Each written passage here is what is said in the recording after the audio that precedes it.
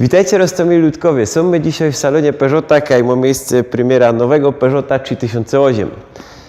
Możecie se przyjść na dni otwarte, które będą w ten weekend, a my wam pokrótce o tym aucie już dzisiaj opowiemy.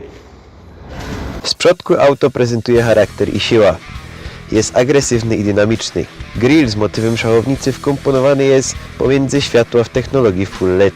Płynnie przechodzi w przetłoczenia ze zadku. Boczna linia przypomina trochę Range Rovera i ma fajne chromowane detale. Dodatkowo w łocy ciepią się muskularne nadkola, srogie koła ze stylowymi alufelgami i zwiększony prześwit. Ze zadku mamy charakterystyczne do Peugeota światła przypominające pazury. Dodatkowo mamy pas wykonany w fortepianowy czerni. Dodało to autu nowoczesności.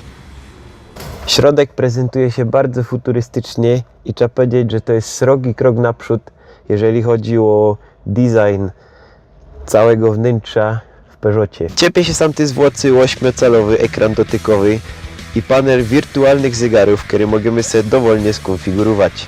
Ciekawą opcją jest na przykład funkcja masażu, czy możliwość wyboru zapachu, jakim będziemy woniać w aucie. Mamy do wyboru 3 takie zapachy. Auto w podstawowej wersji będzie kosztować 89 900 zł, a za wersję najdroższą trzeba będzie dać 155 tysięcy. Na dzisiaj to będzie tyle, ale za niedługo takiego Peugeota na pewno do Was przetestujemy.